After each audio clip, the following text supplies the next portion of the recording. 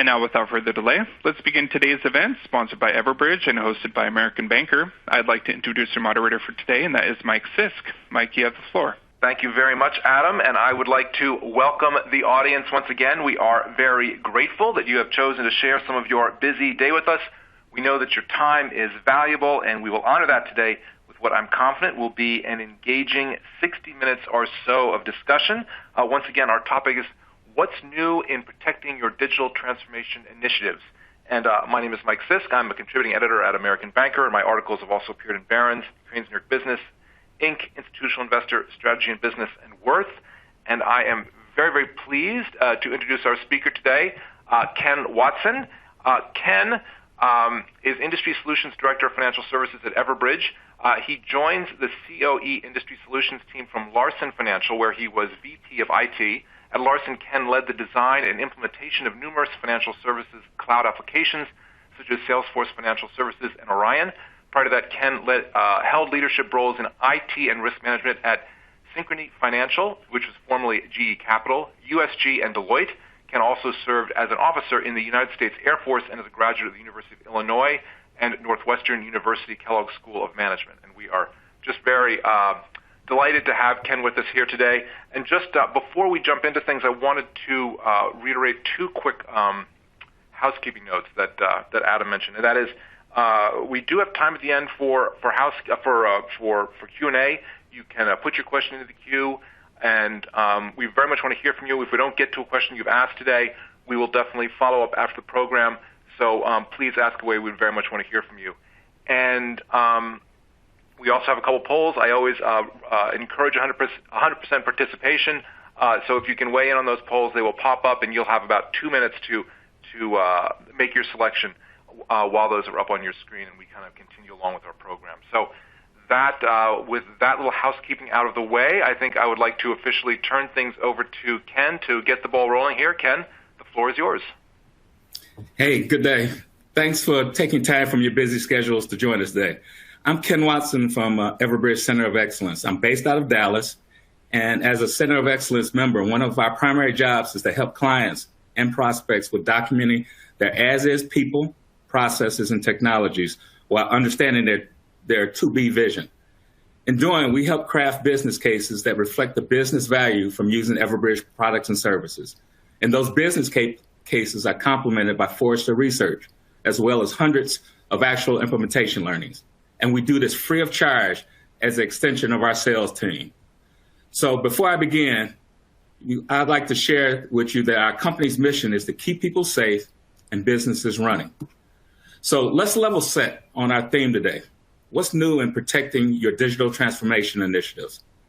Everbridge sees recurring thoughts in clients and prospects meeting their stakeholders' digital transformation goals. As such, I'll speak to two primary thoughts today. Thought number one, resolving challenges with digital transformation is not a one-and-done event. Thought number two, improving operational resiliency sustains and many times enhances your business objectives. But before I begin, go further. Mike, is this a good time for one of our poll questions? Yes, definitely. Let's get this first one up here. So everyone, I'll just this should be popping up your screen here, and I'm just going to read through the question really quickly, and you guys should have some time to make your selection while Ken continues along with the discussion here. But the question here is, which 2021 to 2022 cost containment initiatives associated with business resiliency or consolidation of district systems or functions are your top priorities? And for this one, we've got looks like about 5 or 6 choices, and we're looking for the top 2 choices. So if you could make that selection, that would be great. And like I said, I will let that kind of sit up on your screen and turn things back over to Ken now. Yeah. So let me go back let me go back to that previous slide. So about thought number one, resolving challenges with digital transformation is not a one and done event. Digital transformation is continuous. Think about that. It's not a linear process with a before, during, and after. It's a continuous process of adapting to a volatile and uncertain environment. Drawing on 5 years of research into digital disruptions, including a series of interviews with business leaders conducted during COVID-19 crisis, there's a Deloitte book titled The Transformation Myth. It provides a framework for understanding disruptions and tools for navigating a digital transformation. The transformation myth also offers insight into the leadership traits, the business principles, the technological infrastructure, and organizational building blocks essential for adapting to disruption, with examples from leading organizations. The underlying message is this: technology isn't an end in of itself. Rather, it enables the capabilities essential for surviving an uncertain future: nimbleness, scalability, stability, optionality. That's why leveraging a single, unified, and integrated view for managing and responding to enterprise risk, having, let's call it a visual command center, enables enterprises to gain situational awareness and risk resilience on an unprecedented scale. Through real-time threat intelligence, situational awareness, and integrated response and collaboration across the enterprise, security and risk professionals can better mitigate or even eliminate the impact of critical events on an organization. These critical events can span across multiple use cases, such as life and safety and security, business continuity, supply chain management. A visual command center serves as a visualization and orchestration engine for a critical event management platform, a CEM, streamlining the steps of assess, locate, act, and analyze, thereby enabling you to better manage operational risk. APIs, or application program interfaces, integrated to a visual command center extends the value of your existing infrastructure investments, and it speeds the time to value. Here's a fact for the attendees. What is Everbridge seeing in the market, in the industry right now? What are some of the trends, and what are our recommendations?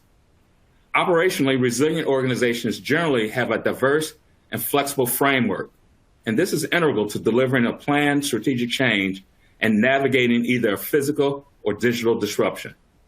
Recent events like protests, climate challenges, pandemic, even hackers, they've been identified as weaknesses in a lot of organizations' framework.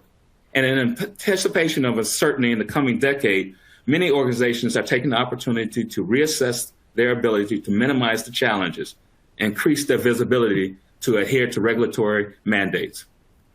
So some good practice we see include, number one, more resilient organizations constantly monitor their resilience, and they stress test it under reasonable worst-case scenarios. It's likely similar stress testing will also become the norm for operational resilience in the future.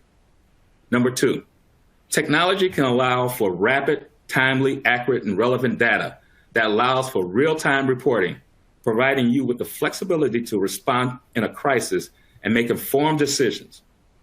How powerful would your operational management processes be if they were supported by live data and scenarios that allowed you to continuously redefine outcomes?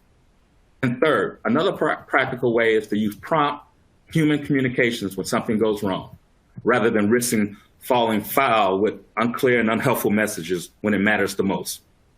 So here's something I would like to share with the attendees. Do these challenges resonate with you? Are you aware that our clients have some of the same challenges as you? Not having the right talent, working with the wrong tools, the wrong software, working remotely, but maintaining supervisory oversight as required by the financial services regulatory bodies. These are opportunities for improvements, and more have been shared with our Center of Excellence practitioners. We hear during our as-is discovery workshops that business leaders expect technology leaders to also be change drivers who engage in large-scale strategic projects that fundamentally alter the way that a company operates and does business. For example, when asked to describe the defining characteristics of a successful technology, leaders over the next 3 years have said that they've identified attributes such as change, vision, and innovation. These are all characteristics that likely will be important as organizations navigate the near and long-term effects of digital transformation. So how is Everbridge seeing customer-centric strategies work well in the face of disruption? There was a dark reading report that data breaches and regulatory compliance pressures have forced organizations to pay closer attention to the security incident response. As a growing number of organizations are shifting from a purely intrusion prevention focus to strategies that are also designed to detect and contain breaches quickly, they need to protect their employees and customers and make sure that they're advancing their transformation goals. So as some of you know, cyber insurance covers a range of ransomware-related costs, like extortion demands, remediation efforts, and other losses. So what we're saying is that ransomware now accounts for 75% of all cyber insurance claims, up from 55% just since 2016. 75%. It's went up that much. Now, this came from AM Best. The percentage increase in claims is outpacing that of premiums. There was a June of this year report that concluded that the prospects for the cyber insurance market are pretty grim. Fitch Ratings in April of this year found that the ratio of losses to premiums earned was at 73%, jeopardizing the profitability of the industry. And a lack of profitability could lead to even more premium increases. Insurers fleeing the cyber insurance market or policyholders receiving even more limited coverage. So the problems in the cyber insurance marketplace stand to limit its ability to be a force for effective data protection techniques in the wider private sector. So here's one additional data point. The Center of Excellence, which I'm a part of, is currently quantifying a theory from an article titled Cyber Insurance Premiums Suddenly Surging. I believe this came out in Secure World this summer. The Center of Excellence Cyber Insurance Premiums is an opportunity for Everbridge to help you reduce insurance premiums. That's what we believe. So I personally reduced over $10,000 per month in cyber insurance premiums at an asset wealth management firm that I was with. I increased the cybersecurity training with monitoring of recurring training, and I installed additional cyber technologies to give the Lloyd's of London as evidence. Think about that. I reduced our premiums because I installed security training and additional technologies. And that's no different than you being within a few feet from a fire hydrant or having in-house sprinklers in your home. That's how I reduced my own homeowner's insurance. So think about this. One thing I've learned in my professional career is to ensure the visibility of information. Make sure that it's complete, it's accurate, and it's timely. I use the acronym CAT. So no business resilience is also the ability of a business to withstand, adapt, and thrive in the face of shocks that are internal and external, as well as known and unanticipated. So let me go to thought number 2. Improving operational resiliency sustains and even exceeds your business goals. Historically, prioritization of digital transformation and its twin, operational resiliency, has been based upon financial services' desire to increase revenue, lower costs, and drive margin. Fundamental. Today, COVID has forced rapid change in consumer behavior, driving the need to materially adapt operating models and methods for retaining and capturing customers, expanding share of wallet, and adoption of new products and services. To remain competitive, financial services must continue to innovate, automate, and improve services at a speed and scale by creating and enhancing their current digital supply chain, both internally and with their existing partners. Let me advance to the next slide. So, however, there are challenges. A few weeks ago, I attended an American Banker webinar titled Why Business Resiliency is Top of Mind for Financial Institutions. And the panel shared some pretty interesting statistics. An estimated $1.3 trillion in revenue losses is anticipated for suppliers in the next 5 years due to climate change, deforestation, and water insecurity. Further, number 2, large corporate buyers are expected to face $120 billion in increased costs due to environmental risks in their supply chain. And a third fact was increased stress on businesses is pushing businesses all over the world to demand disclosures, with approximately 15% more suppliers providing disclosures in 2020 relative to 2019. So here's a fact I'd like to share with the attendees. My old firm, Deloitte, which is also an Everbridge partner, wanted to know how companies can improve their operational resiliency to better support their supply chain. They found while resiliency costs, a lack of resiliency costs a lot more. Deloitte's own research indicates that on average, if you invest $1 in resiliency early, it helps avoid on average $5 in future losses. Think about that. $1 invested early helps avoid on average $5 in future losses. That's a very clear case for investing up front rather than spending money only after an event to deal with incurred losses and finance repair and recovery. Before I go on, Mike, is it time for one other poll question? Yeah, definitely. Hold on, let me just get this up for everyone. And here we go, folks. So same drill as before. We're just gonna pop up on your screen. You'll have 2 minutes to make your selection. This question is: what incidents have occurred in the past 12 to 18 months that have created a disruption to your business or impacted the safety of your employees?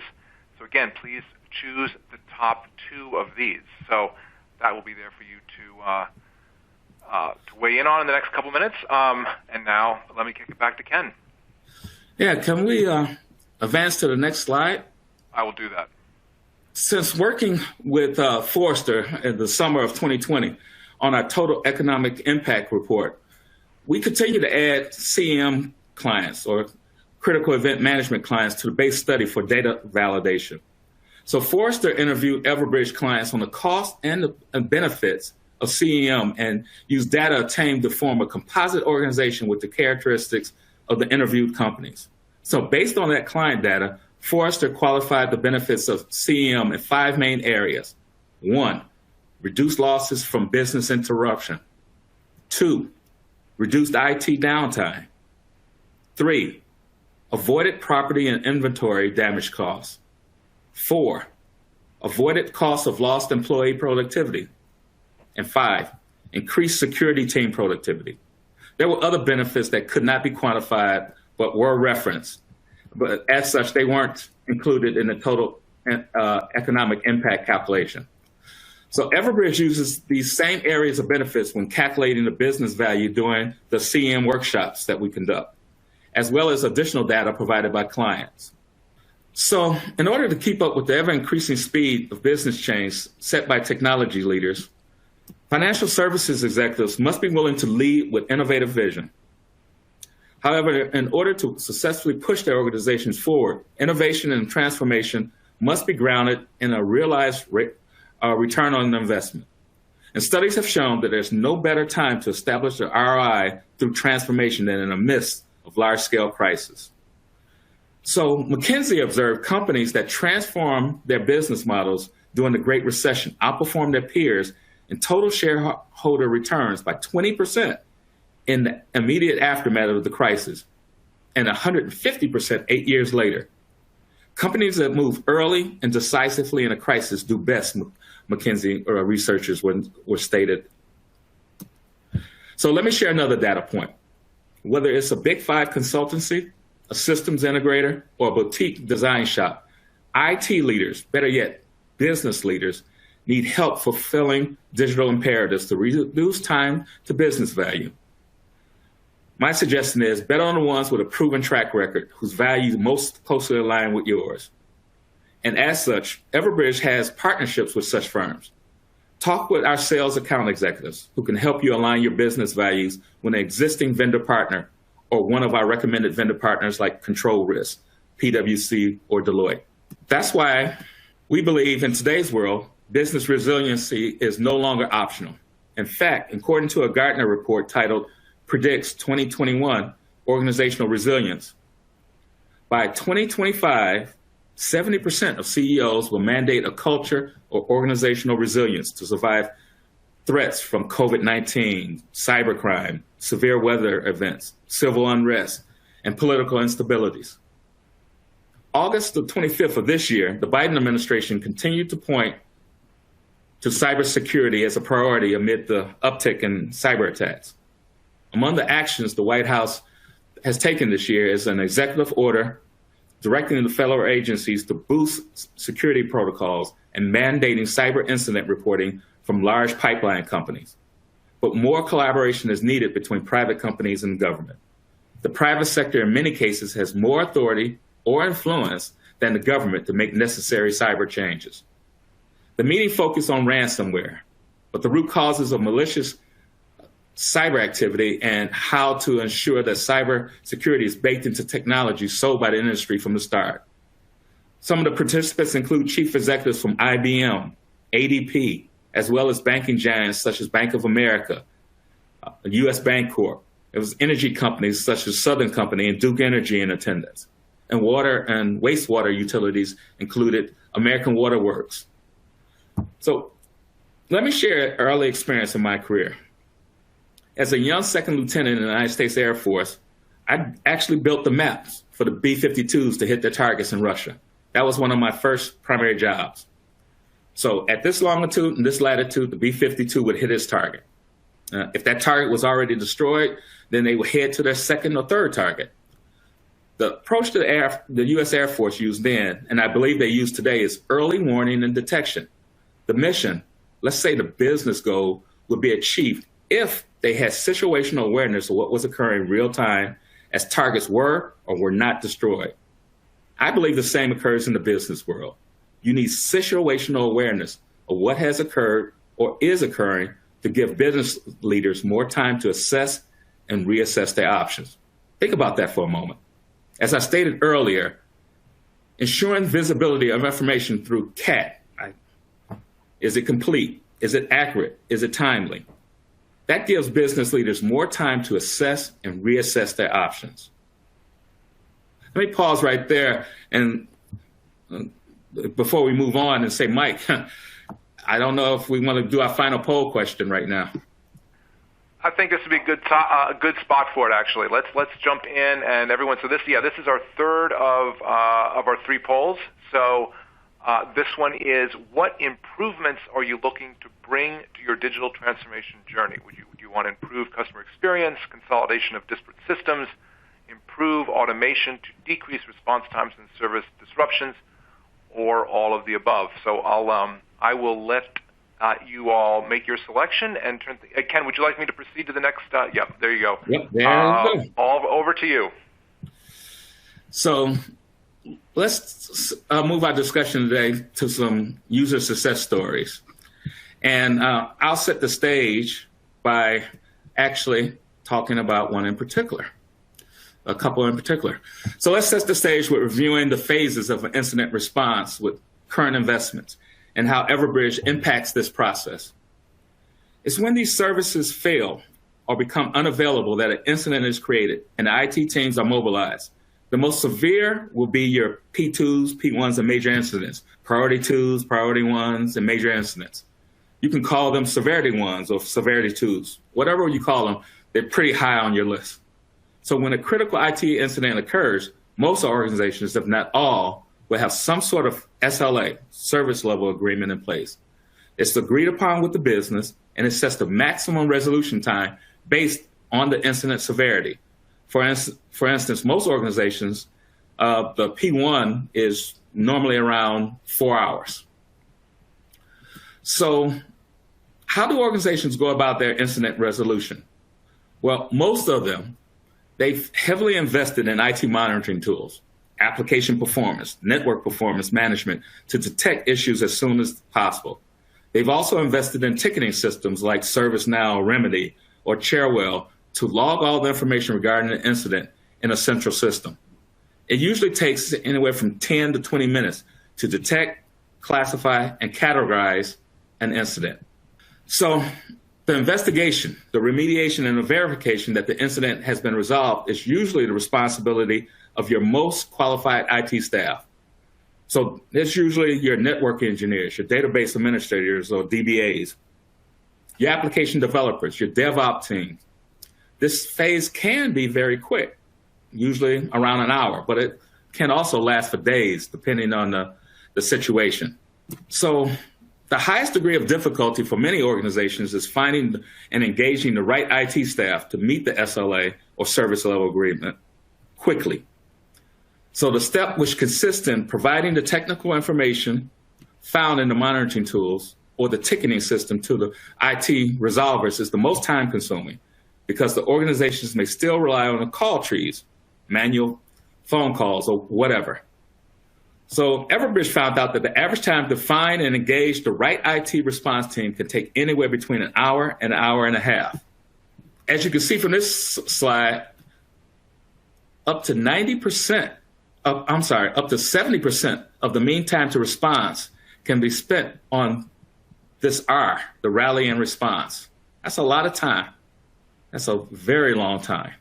So what should you consider? Let's streamline the incident response with response correlation. Let's slash that time it takes to identify and engage the right IT staff. So let's drive delivery and response by orchestrating the overall incident response process. Let's automate the value chain. So there's a concept that we're talking about called collaboration, communication, and orchestration. This is the ability to detect, rally, and/or respond, investigate, fix, and test so you can mitigate downtime.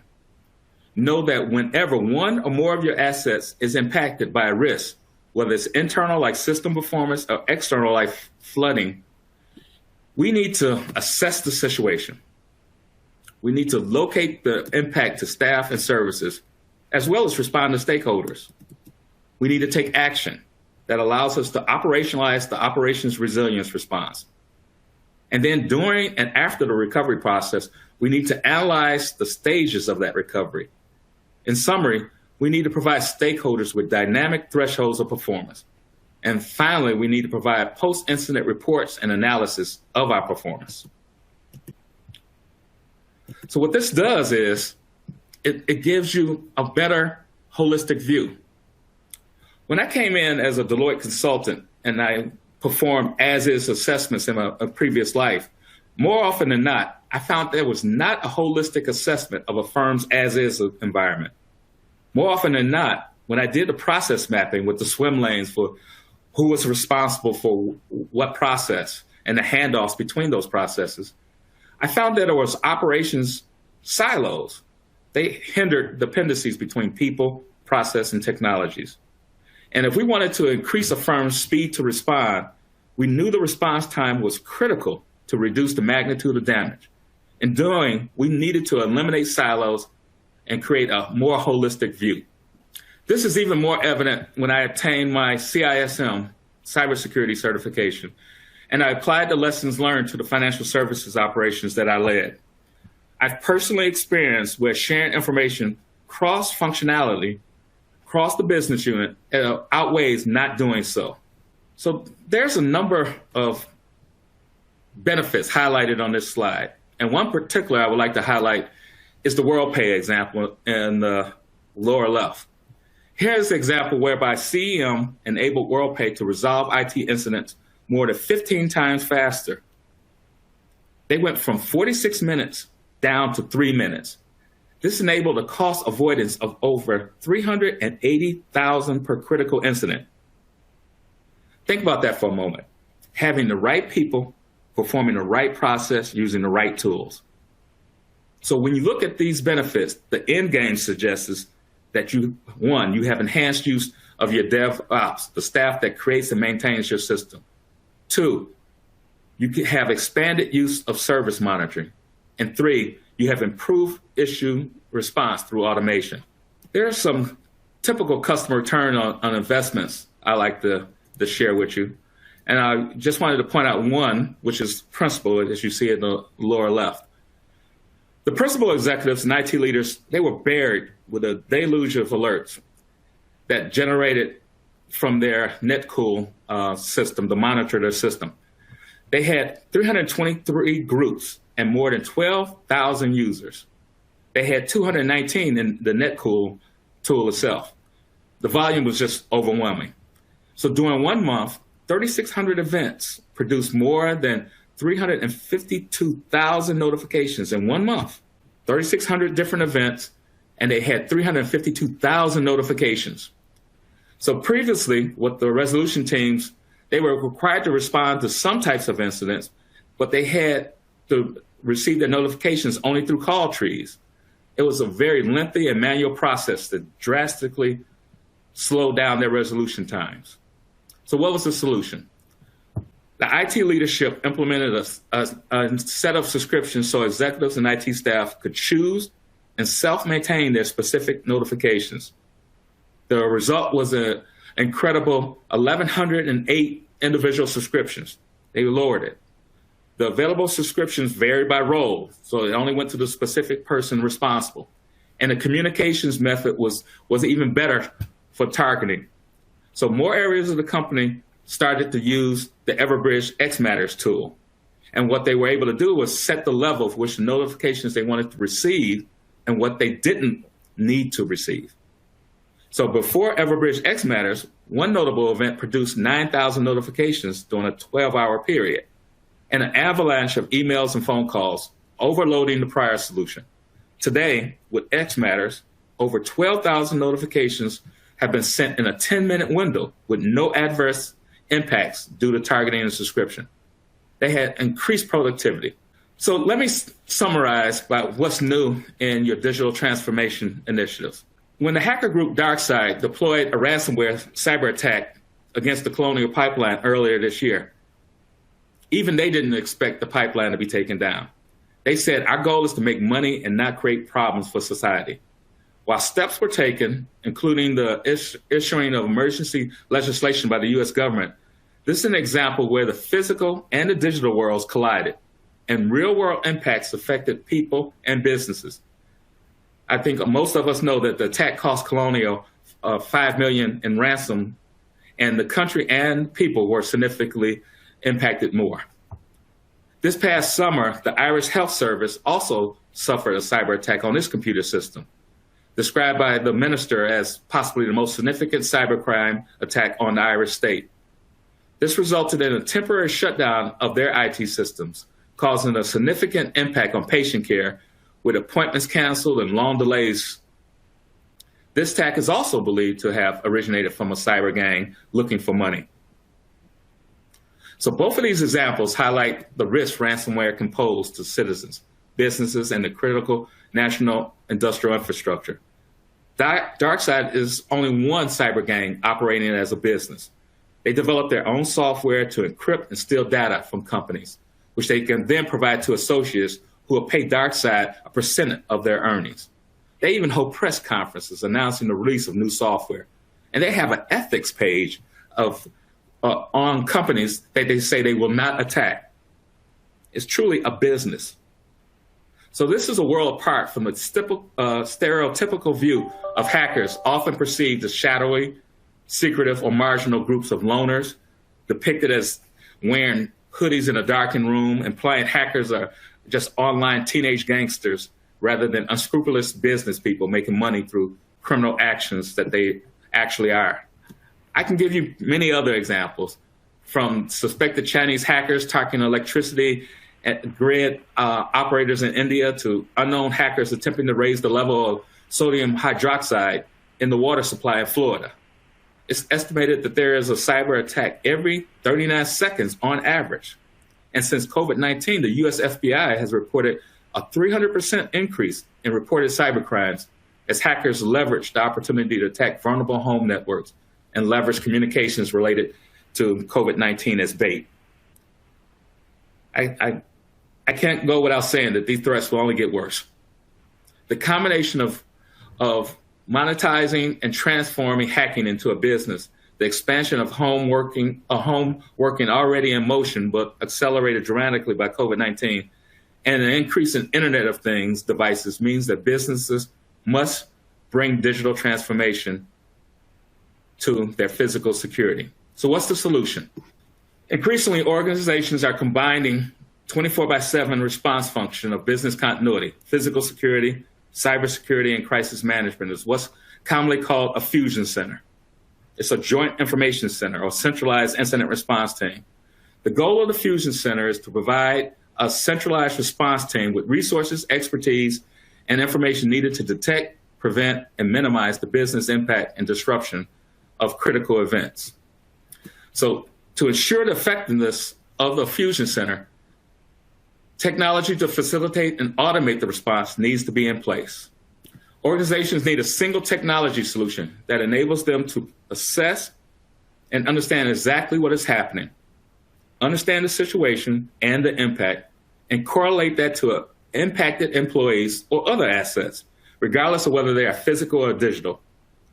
They must be able to take action by identifying and targeting the correct response and deploying them in the most efficient manner possible through an automated process, enacting standard operating procedures and run books aligned for a post-incident reporting analysis to help improve processes.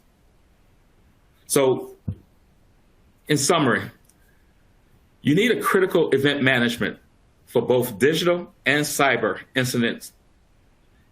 Organizations need to be empowered to build remarkable customer experiences while protecting against service disruption. Development teams are able to rapidly create new and exciting innovations, but physical safety and digital security operations must be integrated into a single pane of glass, enabling a proactive cybersecurity posture while providing uninterrupted services. So hopefully you're ready to learn more, and we're ready to talk. Remember, our mission is to keep people safe and businesses running. Mike, I think I've finished with my presentation. Should we take some Q&A? Yes, excellent. Let's do that. Thank you so much. And everyone, we're going to take some questions now. If you've got something on your mind, now would definitely be the time to get that question into the queue. But we've got some good ones here already, so let's just jump right in. Let's see. So, Ken, we're a small financial services firm that has less than 1,000 full-time equivalents and less than 30 geographically dispersed locations. Why should we entertain a critical event management platform? Putting on my consultant hat, it depends. You always hear that from consultants. But when you're balancing risk management against the benefits received, it's normally a business decision, not a technical decision. As such, I would suggest you consider a trusted partner to come in and help you do a risk assessment. Whether it's Everbridge or one of our partners or your own partner, I would suggest you baseline your as-is environment against your to-be vision. That'll help you make a decision to build a CEM platform. All right, let's see. Next question here. We're finalizing our 2022 budget. What should we budget for in a critical event management platform? Again, putting on my consultant hat, it depends. Whether it's Everbridge or one of our competitors, I would strongly suggest you use Everbridge or one of our competitors to come in and baseline your environment. In doing, press us on building you a roadmap for closing gaps between your as-is environment and your to-be vision. Of course, that roadmap needs to balance your needs against your ability to execute, like having your staff available 24/7 or contracting for off-hour support. But bring someone in to help you understand your as-is environment and your to-be vision and building a roadmap. Fantastic, fantastic. Thank you, Ken. And let's see here. All right, what are you seeing clients doing for their digital transformation initiatives? Yeah, we're seeing that critical events happen every day. I mean, and anywhere. Think about it. Severe weather, workplace violence, active shooters, terrorism, even IT and power outages. Every firm needs a resilient operating model. And this pandemic in particular is shown how it's necessary to plan. So most firms engaged with Everbridge, they realize they must continue to operate in a reduced capacity when faced with adversity. So an IT disruption caused by malware, a supply chain disruption caused by weather, whatever the cause, a firm's inability to provide critical capabilities and services in the face of disruption can and most likely will impact the customer experience at best and place the firm in serious jeopardy of being irrelevant at worst. Right. Okay, good. Thank you. And I think that is a good note to end on. We will give everyone back a little bit of their hour here. We try to bring things in, on schedule, a little ahead of schedule, knowing that so many folks have gotten something else at the top of the hour that they need to rush off to. So, want to first of all thank you, Ken, so much for being here. Really great content, good data, important subject. So, I just really appreciate your time. And I want to thank everyone in the audience for being here. Thank you for participating in the polls. And as I said, if we didn't get to a question you've asked, we will definitely follow up after the program. And we will also be sending you a follow-up email that will have a link to the slides that Ken has shared today, as well as a recording of this event. So that will all be available in your inbox in the next couple of days. So please keep an eye out for that. There's lots of good information to dig into here.